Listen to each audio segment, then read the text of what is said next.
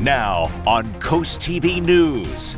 District 20 winner. We're all just neighbors again, and it's my job as representative to represent everyone. When Democrat Alonna Berry will get to work. Rip current warning. It is rough. Where lifeguards say to stay extra alert. Honoring Rehoboth history, a new marker with special meaning. This is CoastTV News at 11. Alonna Berry celebrates winning District 20's special election. Good evening. I'm Madeline Overturf. We begin tonight with the razor-thin win in a record-breaking special election. Berry received a total of 4,653 votes.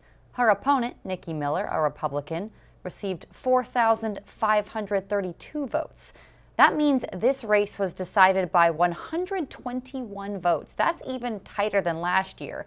In 2024, Miller lost to Stell Parker Selby, who previously held the seat, by just 245 votes.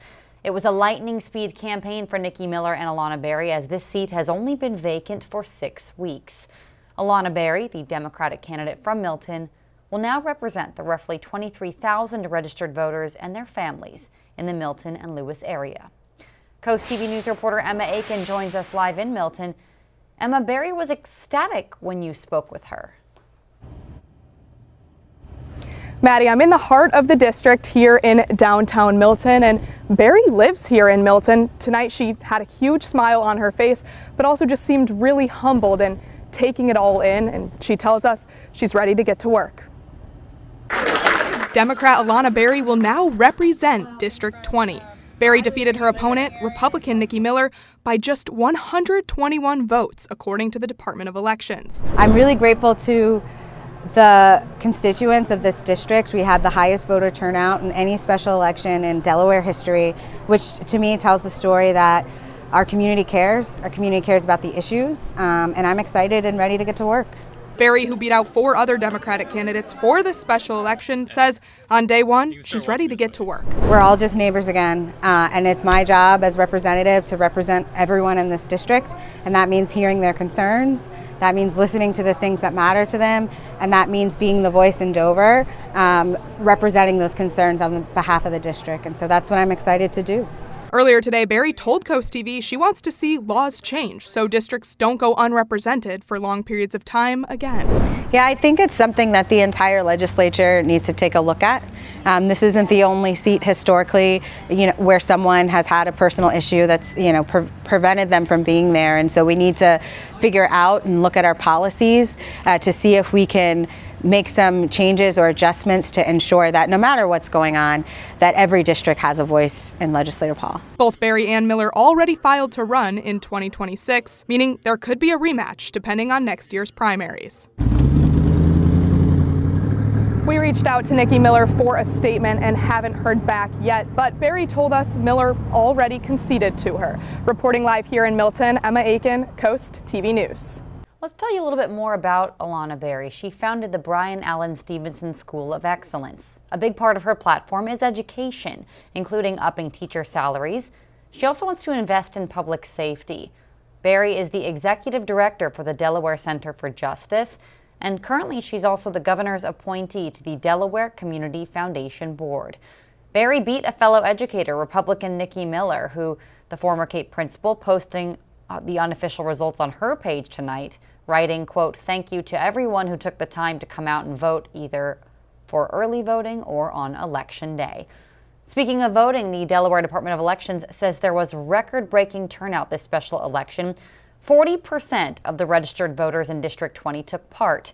The past special election record was a Newcastle County race in 2017 that had 34% turnout. I do want you to note, though, in the general election in November for this seat in District 20, 79% of registered voters took part. Remember, tonight's results are unofficial, and while nothing is expected to change, official results come after tonight's votes are certified by the Superior Court 2 days after the election. Tonight's winner, Berry, she fills the seat vacated by Stell Parker Selby. The District 20 seat had been held by Parker Selby since 2022, But after being reelected in 2024, she had missed every single day of the legislative session. You just heard Berry speak about maybe bringing some laws in to change how we handle those absences. Politicians did confirm to Coast TV Parker Selby had a massive stroke. She had resigned that seat June 24th. And now, knowing that Alonna Berry is the new representative for District 20, we want to know what matters most in a new representative. Take a look at the results so far. 71% say honest communication, 17% say community focus, 6% say experience, and 6% say strong leadership. We still have this poll live on our website or the Coast TV mobile app. And Alonna Berry will get to work quickly. She told us tonight she thinks she'll be sworn in ahead of an upcoming special session. The Delaware legislature is reconvening to address backlash over property taxes. That session could address the residential tax burden tied to school funding. This comes after the first statewide reassessment in more than 40 years. House leadership says that session is taking place August 12th. Let's go ahead and take a live look outside into Lewis now and turn it over to our First Alert Chief Meteorologist, Paul Williams. Right now, we have cloudy skies, pretty persistent for right now. Good deal of moisture, but it's just kind of like ruin your hair kind of moisture, not dealing with more rain kind of moisture for even my hair, by the way. Anyway, Lewis, 75 degrees. We'll drop down to 70 by 3 o'clock with partly to mostly cloudy skies. 71 in Redden, Georgetown, Millsboro, Milford, as well as Bridgeville. But we do have a air quality alert in effect for all of Sussex and really the entire state for Wednesday, meaning that if you have chronic breathing problems, you're might want to stay inside for tomorrow because this breathing is going to be a little tricky. And it's because of the fires that are burning, actually, in Canada. We'll talk more about that coming up in a moment. Another concern we have is rip currents down towards Ocean City. Maddie? Paul, thank you. Rip currents, they are causing problems on the coast. Tim Furlong has more on how you can keep your family safe. Pretty day at the Delaware beaches, but the ocean is rough. It is rough. The water is breaking really close to the shore, and it's pretty rough, definitely. Lifeguards in Rehoboth Beach and all of the Delaware beach towns keeping extra busy due to the storm called Dexter, hundreds of miles east off the Atlantic coast. I saw 3 grown men get saved yesterday at different times. The lifeguards had to go in and bring those men in. Up at the North Shores beach, the guards have been busy here too. All the beach towns have seen heavy waves and even scarier, significant rip currents that can have their way with unsuspecting swimmers. They're out on a boogie board and they kind of got pulled out on a rip. The waves at the Delaware beaches are pretty big right now, but it doesn't look terribly dangerous out there. But the trained eyes of the beach patrol members, they can see where the rip currents are. They can see the stuff that most of us don't even know to look for. They try really hard to restrict people from swimming in those areas, or if they do go swimming in those areas, they keep an extra close eye on them. Preventive lifeguarding is just advising the beach patrons of the conditions, guiding them out of rip currents, keeping them away from rock jetties, keeping an extra eye on young kids, making sure that they're supervised. If you're planning to head down to the beaches, just be aware of the situation and keep yourself and your kids safe. Even when everything looks very peaceful, the ocean is just still very, very powerful. Tim Furlong, Coast TV News. The Delaware Public Archives unveiled a new plaque this morning commemorating the Rehoboth Beach Patrol Station. Check it out there. This plaque honors not only the recently constructed station, but also the entire Rehoboth Beach Patrol and over 100 years of service. It's long overdue, but it's also wonderful. And I'm glad to see that the city recognizes, because this beach patrol had the #1 safety record in the world for like years and years and years and years and years. The plaque is available for anyone to read at the Beach Patrol Station there on Baltimore Avenue. Delaware State Police say a Lewis man is facing charges after a shooting outside Mr. P's Pizza. Troopers say 20-year-old Elijah Bush was wearing a ski mask and talking to 2 teenage girls. When they got in the car, police say Bush fired several shots at it. Good news, nobody was hurt. Bush was arrested and later charged. And we have a lot more news to get to this evening. A scathing report into the Titan submersible explosion. What investigators revealed today. And we'll touch on the White Marlin leaderboards and who's on top after day 2. All of that coming up on Coast TV News at 11. Here's a look at your Bay forecast. We're expecting cloudy skies for Wednesday in Cambridge, then we'll drop down to 79 on Thursday, but a skosh more in the way of sunshine Thursday and Friday. Your full forecast in 60 seconds. We have an abundance of moisture in the sense of it's overcast and thick cloud cover, even a little bit of fog in some areas. But generally speaking, we're going to have to just mainly be concerned about the air quality, which is due to the fires that are continuing, over 700 actually in Canada, last count. Listen, we're in Salisbury, we're at 70 degrees right now, and we're expecting for temperatures to hover in the upper 60s for the rest of the evening under partly to mostly cloudy skies. Temperatures right now very manageable. We're talking about 75 degrees at Indian River Inlet, Bethany Beach, Rehoboth, as well as Lewis. But as you go farther inland, a little bit cooler, like 71 degrees, for example, in Georgetown, Millsboro, Redden, Milford, and in Bridgeville. Winds coming onshore only at about 4 to 9 miles per hour. The only exception's Indian River Inlet. It's always a little breezier there anyway. 14 mile per hour gust. Muggy meter in our favor. We're looking at maybe muggy, a little bit humid, but nothing right up here where it gets crazy and miserable and very humid. Just staying, even keel thus far for the next 4 to 5 days in a row. But we do have a beach statement, and we just showed you a story about the dangers of dealing with rip currents, not being mindful of where you're swimming. If you're in the Ocean City area, West Ocean City, down towards Chincoteague, that's where we have an active beach hazard statement. Basically, it's saying, watch out for rip currents. They're dangerous and they're very active. That's the simplest way to put it. The other advisory we have, air quality alert in Sussex County and also Kent as well as Newcastle. This is really in connection with those fires that I mentioned earlier that are up in Canada. That smoke is kind of filtering its way down towards us. And there's a high pressure system that's to our northeast. It's going to help to pull this out of the way, but it's going to take it a solid 24 hours before it does that. So we are part of an entire system of millions of folks that are dealing with not so great air quality as a result of those fires.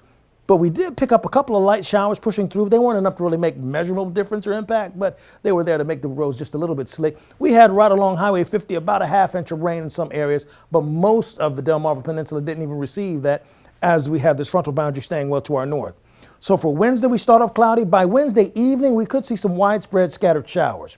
Light, moderate, but not heavy, so to speak. I just don't see that kind of gusto connected with these showers. And then it clears out for Thursday with more sunshine. You see, along the coast, we're looking at a range from 79 to 82 degrees with cloudy skies. But when I take a look, we take a run at how much rain we're talking about, it's more widespread, but the worst case scenario is just shy of 1/4 of an inch of precipitation. Finally, here's a look at your 7-day forecast. One note, we will see a chance of scattered showers on Wednesday, not so much Thursday, Friday, but then we'll have a more collective and organized set of showers likely Saturday and Sunday. All right, Paul, thank you. Just months after the National Weather Service was gutted by cuts related to the Department of Government Efficiency, the agency is hiring. The National Weather Service has received permission to hire up to 450 new meteorologists, hydrologists, and radar technicians. These lamps show the difference in light temperatures. And Coast TV's Kevin Zapay shows us how today in Fenwick Island, people gathered together to learn about how this can impact a lot in Fenwick.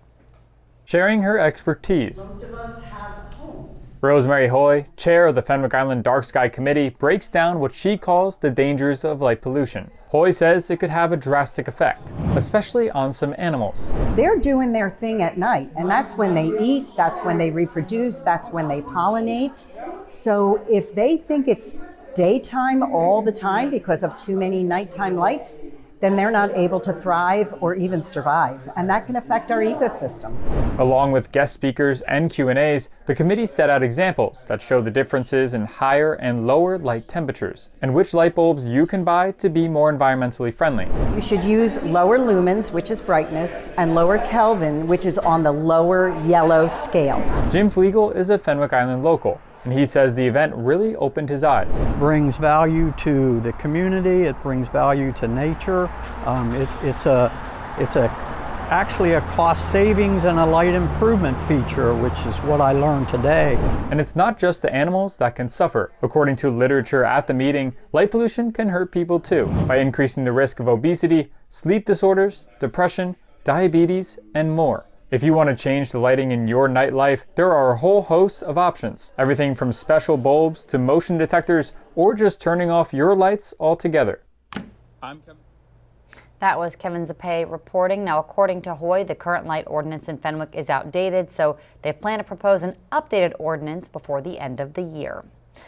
ICE on Delmarva. What town says immigration enforcement was just in?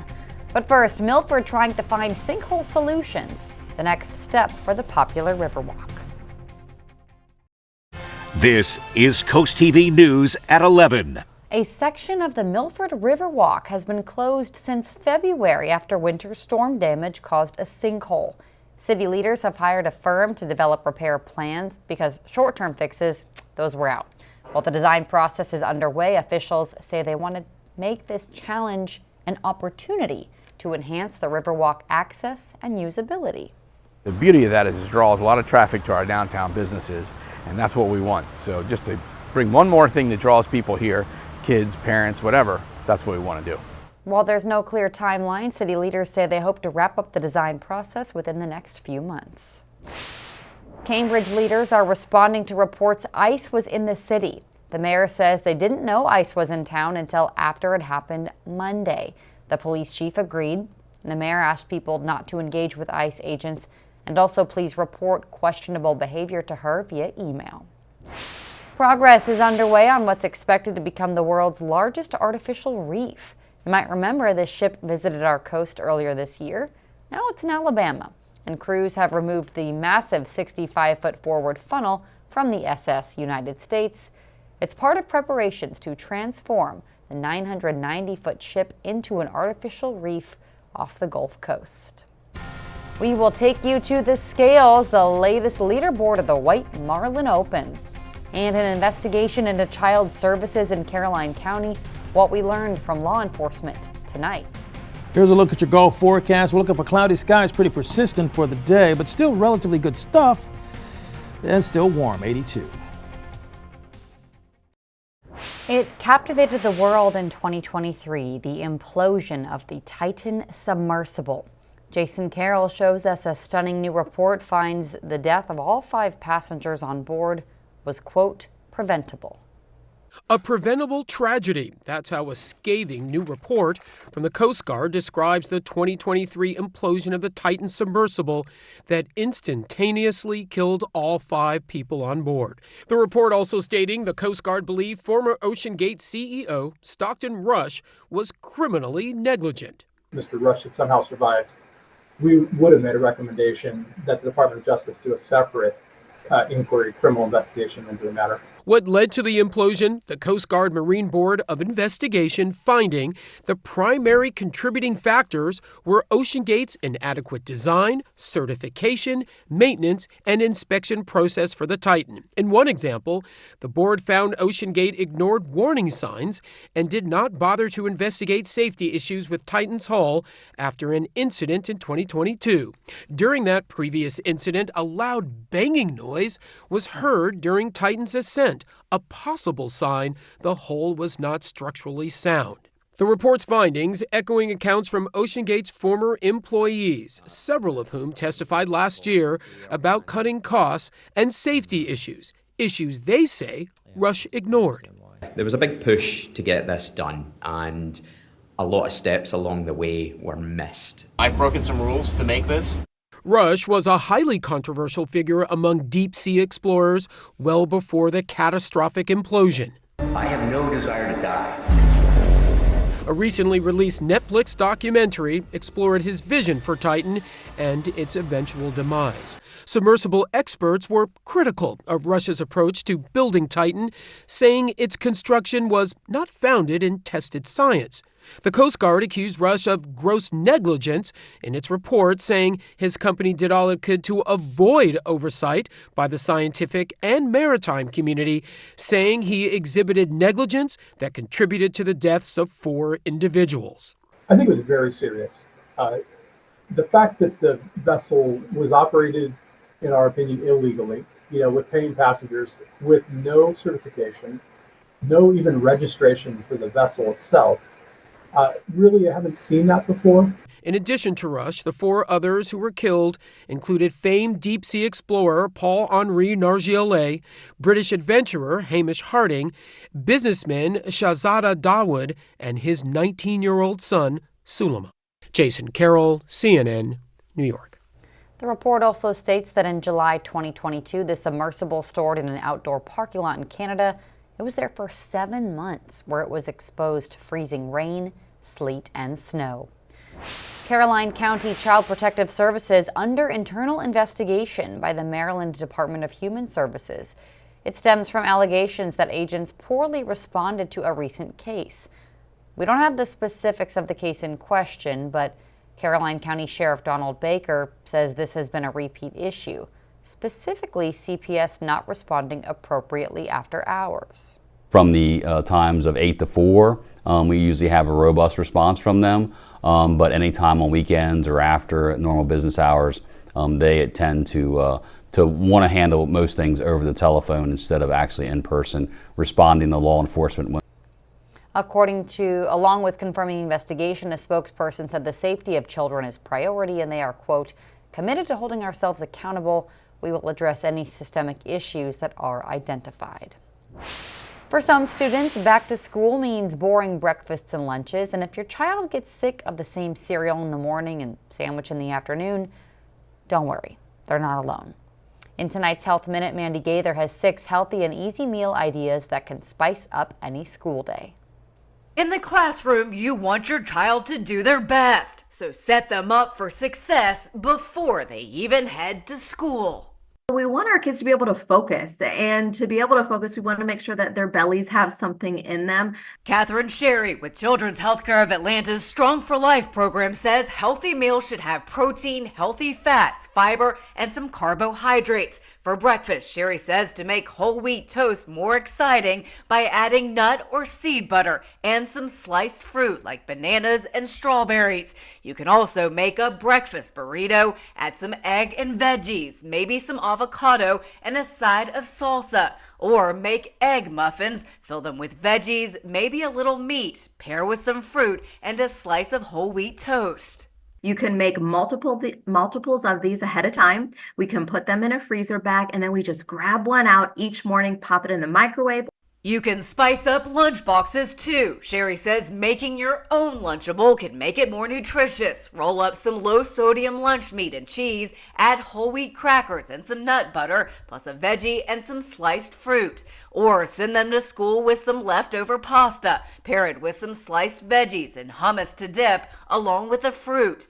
Chicken salad is also a healthy lunch alternative. Pair with sliced apple and some veggies and whole wheat crackers. Finally, have them wash these meals down with water. Leave those sugary beverages at home. Let's just go ahead and do water for hydration. For Health Minute, I'm Mandy Gaither. And for even more healthy breakfast and lunch ideas, you can actually check out the Children's Healthcare of Atlanta's website at strongforlife.com. That's the number 4 in strongforlife.com. The Delmarva Sports Network from the Wawa Studios. Hey sports fans, you mind grabbing a rod, reel, and loaded up tackle box? Because we're headed to Ocean City, where 2 days of the annual White Marlin Open Deep Sea Fishing Tournament are in the books. Let's cast our lines and look at the leaderboards. Let's start with the biggest catch of blue marlin, which belongs to the Barbara B boat and angler Drew Osmeyer of Timonium, Maryland.